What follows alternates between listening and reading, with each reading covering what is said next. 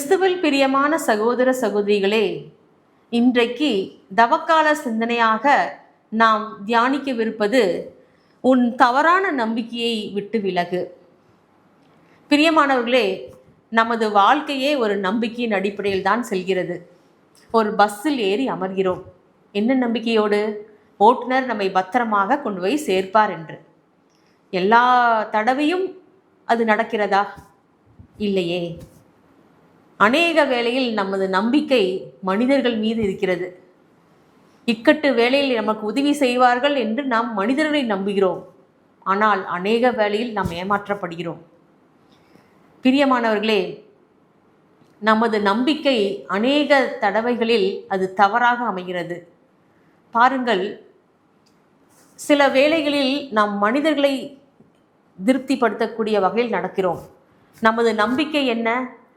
மனிதர்கள் பார்க்கத்தக்கதாக நாம் செயல்பட வேண்டும், பாராட்டு பெற வேண்டும். இதுதான் நமது எதிர்பார்ப்பு. மனிதர்களை திருப்திப்படுத்த வேண்டும் என்பதுதான் நம்முடைய குறிக்கோள். அதுவே நமது நம்பிக்கை. நமது நம்பிக்கையின் அடிப்படையில் தான் நாம் செயல்படுகிறோம்.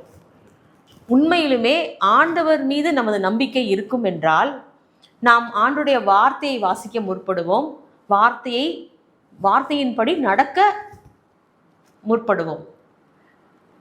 ஆனால் அப்படி இல்லாமல் நம் மனிதரை திருப்திப்படுத்த நமது நம்பிக்கை மனிதர்கள் மீது வைக்க நாம் முற்படுவோம் என்றால் அது தவறான நம்பிக்கை.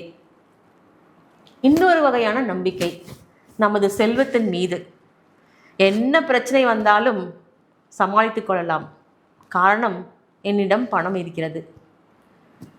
விவிலியத்தில் நாம் பார்க்கிறோம், ஒரு செல்வந்தன் தனது களஞ்சியத்தை நிரப்பிவிட்டு தனது ஆத்துமாவை பார்த்து சொல்கிறான், நீ மகிழ்ந்திரு என்று.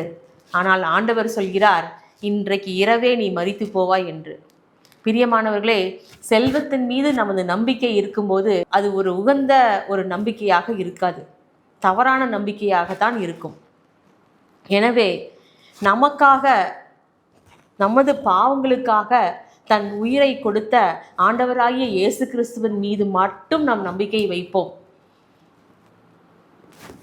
அப்படி நாம் நம்பிக்கை வைக்கும்போது கண்டிப்பாக நமது நம்பிக்கை ஒரு சரியான நம்பிக்கையாக இருக்கும். மட்டுமல்ல, நாம் ஆசீர்வாதமாகவும் இருப்போம். எனவே இந்த நாளில் நாம் சிந்தித்து பார்ப்போம், நமது நம்பிக்கை எப்படி இருக்கிறது என்று. இயேசு கிறிஸ்துவின் மீது மாத்திரம் நமது நம்பிக்கை இருக்கட்டும். ஆசீர்வதிக்கப்படுவோம். ஆமென்.